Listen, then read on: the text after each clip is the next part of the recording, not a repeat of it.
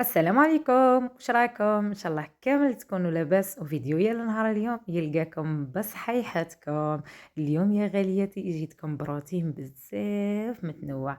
كاين اللي راهم يقولوا لي واش بيك غبتي وراه من الروتينات، راني رجعت لكم يا حبيباتي. انتم برك قفازوا وضغطوا لي على هذاك الجام، واللي ما مش مفعلين الجرس يروحوا يفعلوا الجرس ليصلهم كل ما هو جديد باش نكبروا مع بعضنا يا غالياتي. شوفوا هنايا اليوم جيتكم بروتين ومام شريت حاجه جديده في داري، وكي نفرح انا نحبكم انتم ثاني تفرحوا معايا، على خاطر انتم راكم عائلتي الثانيه وراكم حبيباتي ومتتبعاتي واخواتاتي وامهاتي الغاليات. هنايا حبيباتي اول حاجه بديتها معاكم اللي هي وصفه الحوت ولا وصفه السردين المتوحمات يا خواتاتي. يا خواتاتي واش نقول لكم، غير ما تفرجونيش راه مسموح لكم. ربي ان شاء الله يتمم لكم بالخير، وكما قلت لكم اللي قريبه ليا راني هنا، اللي بعيد عليا الله غالب. ان شاء الله تلقى كما يقولوا حنايا نفس مومنه اللي تشهيها وتذوقها. احنا عندنا نبغيو نذوقوا المحمى، ما نكذبش عليكم. اصلا محمى فيها اجر يا البنات. الا كانت عندكم وحده قريبه ليكم محمى وسخفت على حاجه وغير عرفتوها، غير ما تبخلوش من الاجر. شوفوا هنا يا حبيباتي، اول حاجه درتها جبت الحوت نتاعي ولا السردين نتاعي نقيها بيا.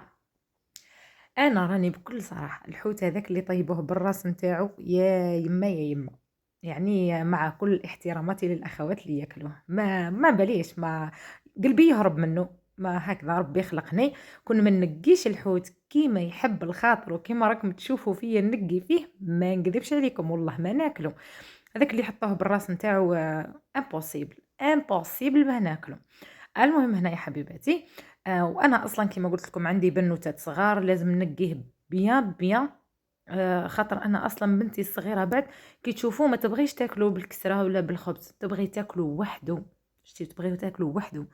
هكذا ساعات ما نشوفهاش، تما كي نعود مقابلتها راني نعسها، بصح كي تلقاه وتعود كيما نقولوا حطيتو تروح تلاح وتاكل وحدها. إما لا نقّيه مليح باه ما نجيبش الأذية لعمري.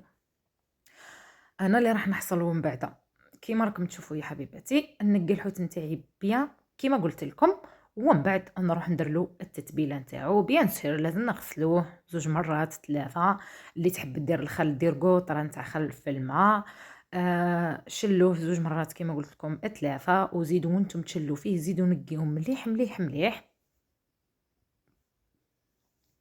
ومن بعد يا حبيباتي حطوه في الكسكاس خليوه يكطر مليح مليح، وروحوا ديروا له لاصوص نتاعو الا كنتو تحبوه كيما هكذا. هو يعني انا نطيبه بزاف طرق، بصح هذه الطريقه اللي تعجب لي. انا راني غسلته المره الاولى وزدت غسلته المره الثانيه. انا اليوم بما انه عندي ميناج لداري ومام عندي شويه فراش راح نغسلو، ايا قلت نقص عليا ما نديروش في السميد كيما مالفا ونقليه. كاين اللي يديروه في الملح والسميد والفلفل الكحل ويقليوه. المهم انا اليوم افيتيت عليا ديك كلمه القليان نهائيا، رحت درتو ديريكت في الفور. كما راكم تشوفوا جبت المقله تاعي وحطيت فيها شويه زيت شويه طماطم اللي كنت رحيتها حوالي حبه، تكون متوسطة الحجم. درت الثوم اللي لازم وضروري، وكثروا في الحوت نتاعكم ادواه راه ثوم فلفل كحل والكمون بيان سور للحوت، الكمون راه ضروري في هذا الوصفة. انا هنا راح ندير شوية كزبر اخضر، وراح ندير الفلفل الاحمر المرحي الحار. راح ندير الحار مانيش راح ندير الحلو باش يعطيني شوية الحرور في الحوت نتاعي. انا نبغيه بالحرور، واللي ما يبغيش الحرور بيان سور ماناش راح نسيفو عليه. الملح بلا ما تنساو يا حبيباتي، انا راهي ساعه وتروح لي شويه وننسى الملح. زيدوا هنايا الطماطم المصبره. دخلوا هاد المكونات كامل مع بعض وروحوا ديو هذا التتبيله تاعكم للنار مامبا 10 دقائق ونخدموا بها.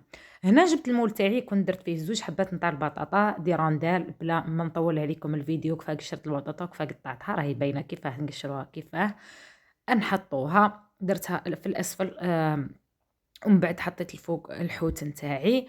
حطيت 4 حوتات كما راكم تشوفوا، ونحط لهم هذيك التتبيله. ومن بعد كل حوته نحط فوقها حبه من الحوت نتاعي، تما نغطيها كل وحده نغطيها بوحده. هذه هي الوصفه تاعنا فقط، يجي بزاف بنين. هنا كما قلت لكم يا البنات كثروا للحوت نتاعكم التتبيله مليح مليح باه يجيكم بنين. وهذيك لاصوص ولا هذيك التتبيله اللي بقات لكم ضيفوها كامل على البطاطا نتاعكم، وزيدوا ضيفوا الحوت تاعكم بيا في الجوانب باش يطيب لكم بنين. هنايا كيما راكم تشوفوا كل حبه غطيتها بحبه واحده اخرى، ومن بعد نروح نجيب لهم بابي كويسون بلوه شمخوه يا البنات، وغطيو به الحوت تاعكم باش ما يزربش يطيب لكم من الفوق، خاصه اذا كان الفور تاعكم يشعل من الاسفل ومن الاعلى مع بعض، تما راح يبس لكم من الفوق. يبا ديروا بابي كويسون ولا الالومنيوم، هو من الاحسن ديروا بابي كويسون وحطوه يطيب من الاسفل مليح مليح. ومن بعد كي تشوفوه نشف شعلولو من الاعلى ينشف فقط، باه الحوت نتاعكم ما كيما نقولوا ما يبسلكمش وما يتكمش، يتقلص الحجم نتاعو يعني بطبيعه الحال ويجيكم يابس. هنا رحت حطيت الحوت نتاعي في الفور، يطلع القصعه الحمراء يا يما يا يما. المهم هنا يا حبيباتي كما راكم تشوفوا جيت هنايا عندي ديكوفر نتاع السرير راكم شايفين. كان المطر وما قدرتش نغسلهم ما ينشفوليش، اما لا درت لهم نهار وغسلتهم كامل مع بعض. كانوا عندي زوج زورات، زوره شويه خفيفه وزوره نتاع بنتي يعني صغيره، كانوا عندي 3 ديكوفر نتاع السرير تاني غسلتهم مع هذا لاوس. وهنا راني غسلتهم وشللتهم بيا وحطيتهم يقطروا شويه ومن بعد نروح ننشرهم. هنا كيما راكم تشوفوا عندي زوج بساطيق ثاني كانوا شويه حتى هما وسخولي، ايز جبتهم رحتهم في القصعه وعطيتهم كيما نقولوا حنا ردستهم برجليا مليح. وهنا بعد ما كملت غسيلي كامل يا حبيباتي رحت نشرتهم كيما راكم تشوفوا. الله الله يا يما يا يما كي تخلصي الغسيل وتنشري القش هذاك تبقاي غير تتفرجي فيه. هنا يا حبيباتي كيما راكم تشوفوا رحت للصالون تاعي راح نسيقها، بنتي راهي تعاون فيا ربي يحفظها ان شاء الله. هنا يا حبيباتي سيقت عطيتها تسيق الله الله، ركبت لها الريدو نتاعها لي بانو مع الريدو الرقيق. وراح نشارك معاكم الحاجه جديده نتاع داري، شريت كنبيات يا البنات جدد ولا شريت هاد لي بانكات جدد. شوفوا بزاف ملاح 3 كنبيات ومعاهم طابله ومعاهم 3 طابل جيجو هذو كامل كامل يا البنات ب3 ملاين ونص 3 ملاين و500 يعني والله سعرهم ما شاء الله، خاصة الأخوات اللي ما عندهمش وكيما نقولوا يحبوا يعمروا دويراتهم بحاجة كيما نقولوا سعر معقول. وهذو يا البنات راني نقول لكم اللي راح تجيني تقولي لهم صوليد ماهوش صوليد، هذو راه من تاع صالو ولا نتاع دار نتاع ضياف، ما همشي نتاع دوم يعني نتاع الضياف ولا تحطهم في بلاصه مغلوقه. اما نتاع الدوم يا حبيباتي راكم على بالكم حاجه الدوم عند النجار ما نكذبوش على بعضنا، سينو الحديد حاجه نتاع الحديد هي اللي راح تحكم. كاينين هذوك نتاع الحديد ثاني راهم حاطينهم بزاف. شوفوا هنا راني والله ما حليتهمش، هذا وين حليتهم معاكم نتوما، قلت لكم نتوما راكم عائلتي الثانيه. هنا انا مازال ما فرشت الصالون تاعي، مازال كيما نقولوا مازال ما شريت لهاش تفريشه مليحه، دوكا غير نشري لها تفريشه مليحه الله الله نفرشها ونشاركها مع خواتاتي بيان سير نفرشوها كيف كيف بربي ان شاء الله. المهم هنا خليوا لي رايكم يا حبيباتي في هاد لي بونكات اللي شريتهم. انا صراحه بزاف عجبوني، من البري تاعهم ما شاء الله، رجليهم جايين روعه رجليهم خشان، حطيتهم كما راكم تشوفوا هكذا. الدار اللي راني فيها دائما نقول لكم بلي راهي ماهيش كامله ماهيش مفينيه كامل، راكم تشوفوا الدار اصلا اذا خصتها بنتوره كي شغل ما راكيش ساكنه ما حتى وتعدليها وكيما نقولوا تصنعيها وتفرشي والاخر ما تبانش مليح. المهم يا البنات الصحه ولهنا هذا مكان وانسان يلقى وين يغطي راسه، هذه هي او هذا هو. هنا دخلت القش نتاعي ونشرت الفراش، القش اللي كنت غاسلاته راكم تشوفوا يا البنات اللي عندها الاولاد ها هي على بالها بحالتي كل يوم حط حط حط حط تجي تغسلي تلقاي عرام.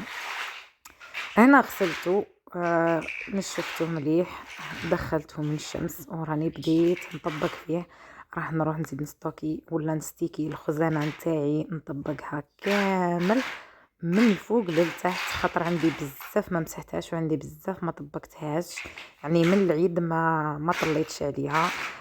المهم باش ما طليتش عليها هذيك نتاع خليتها ما نطبقها يعني ما مسحتهاش وما نيطويتهاش من الداخل كيما العوايد. المهم هنا يا حبيباتي كما راكم تشوفوا غسلت القش تاع بنوتاتي هذا اللي شريته لهم في العيد، كانوا يلبسوه بعد بنتي وحده تقرا. شوفوا هنا نحب نعطيكم هذه الفكره، برك يعودوا عندكم لي جوكينغ تاع بناتكم ولا تاع ولادكم وتحبوا تلموهم مع بعض هكذا باش كي تجي تجبدي ما تضليش تثرثي في الخزانه نتاعك. شوفي واش ديري، طبقي السروال على زوج، جيبي هذاك التريكو تاع السيرفات ولا ديك الجوكينغ تاعك ديريه في النص وطبقي عليه هكذا، كي تجي تجبدي تلقايها سهله مهله واجده تجبديها وفقط. انا هذا هو التطباق نتاعي، نطبق كل حاجه السروال داخل معاه. المهم هنا طبقت قشي كامل ورحت للخزانه نتاعي باش نستيكيه في بلاصتو. هنا راكم تشوفوا كيفاه ستيكيت قش بنوتاتي، هذه الطاجر تاع بناتي. انا بناتي تقريبا يعني راهم قد لبسهم مع بعض، من ذاك يلبسوا مع بعض. كاينين حوايج كيما نقولوا حنايا التركاوات هذوك نتاع لتحت ومنا لبس لهم مع بعض، على هذيك حطيت لهم قشهم مع بعض. وهنا زدت رحت للجهه نتاع قشي انايا زدت ستيكيتها الله طبقت ثاني حوايج. راكم عندي بزاف ما غسلتش القش، غير قولوا الخزانه فرغت صاي، كي شتا فرغت ولات هدا فيا ربي ونوض غسلته.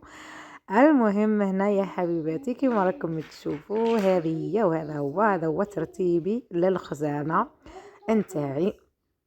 طبقت الله القش الله يا البنات كون جات تبقى دائما كيما هكذا. شوفوا لي ريحه النقايه يا البنات. المهم هنا خلصت قش بنوتاتي، زدت رحت لاكوافاز، نظمت حوايجي اللي نستعملهم كما نقولوا اموراتي اليوميه، البارفان تاعي، المرطب، الديودورون، المهم كل شيء والحاجه نستعملها رتبتهم بجهه. من بعد جيت للماطله تاعي خرجتها شويه للشمس، دخلتها بدلت لها الاوس، زدت بدلت لها الكوفر. انا عم بالكم بلي هذا الكوفر نعشقه ونموت عليه نبغيه صراحه، مع اليامات هذا شويه برد الحال. شوفوا المرايه نتاع الخزانه نتاعي تكسرت لي مع الرحله، تشخشخت خلاص، غير نريح ايامات ونخرجها نعاود نبدلها المرايه نتاعها. هنا الشومبره تاعي راني استيكيتها يلا فحفحتها بالروايح ودوكا راح نحط لهم يتغداو. هنا كما راكم تشوفوا يا حبيباتي هذا هو الطبق نتاعي نتاع السمك مع شويه دلع والخبز، انا الحوت نبغيه مع الخبز. وصلنا لنهايه الفيديو، نخليكم حبيباتي دمتم في رعايه الله.